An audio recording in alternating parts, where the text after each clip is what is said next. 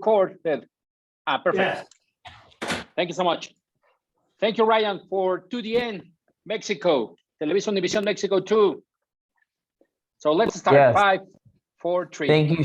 Oh, Don't worry, Ryan. Let's start. How are you, Ryan? I'm good. How are you doing? Fine, thank you, champ. So tell us about what does it mean, this fight against Emmanuel Chagoy with 15 months without a battle? What does it mean for Ryan Garcia to return to the ring? I mean, it's important. It's important to get my career back on track. It's been so long since I fought, so there's going to be a little bit more pressure, a little bit more eyes on me, trying to see how I look. There's going to be a lot of judging and expectations, but you know, I'm so comfortable in that ring. I've been boxing my whole life that to me, it's just another day. You know, I can't really lose too much step. You know, I have so much muscle memory that when I step in that ring, it's going to be like walking, you know? Sure. How different was Ryan Garcia against Luke Campbell and this new Ryan Garcia that is going to fight Emmanuel Chagoy? How much different? We don't know. You know, I've grown. It's been over a year and a half, right? I'm pretty sure I've matured as I'm growing up, right? 23. You may see a stronger one. You may see a more explosive one. But you will have that same fire you've seen in that ring. You know, when in any moment when I'm fighting, expect that either the guy could be lights out or I'm on the attack or I'm on the hunt, you know? Ryan, expecting a victory this April 9 against Emmanuel Chagoy, it could be the step for a title shot? Yeah, hopefully. After this fight, maybe I could get a shot at Cambosis for all the titles, whether or not he fights Loma or not. You know, if he doesn't, hopefully I could get that. But if they fight, maybe I could get the winner of that. If not, you know, I'm actually interested in fighting Teofimo Lopez at 140 because I like that fight. I think that would be interesting for the fans, and you know, I'm getting bigger. So if I don't get a title shot, why not just fight Teofimo at 140? Champ, tell us about what happened with Isaac Pitbull Cruz. We know that he was in negotiations with you. What happened with Isaac Pitbull Cruz? Yeah, I mean, Isaac Cruz, I think pretty much he wanted to keep his momentum going from having a good fight with Tank Davis, and I don't think he wanted to take that fight with me because he wasn't gonna beat me, and I think that it's probably best for him to fight a guy like Yorkis Gamboa right now to keep his momentum going.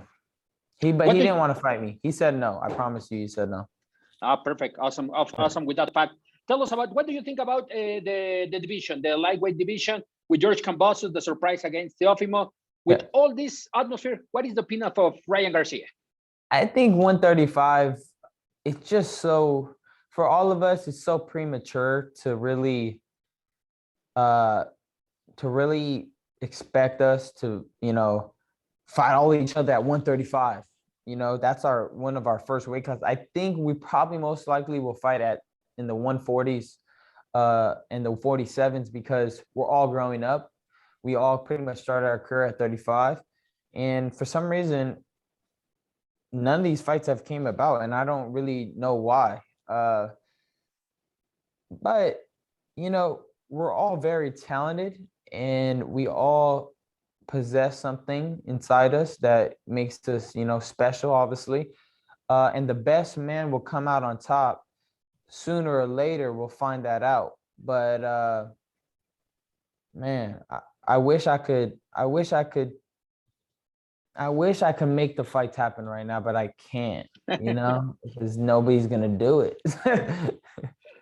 Champ, tell us about Joe Goosen. He's your new trainer. How different it's going to be with Joe Goosen in the corner? You know what? People often do make a big thing about trainers, right?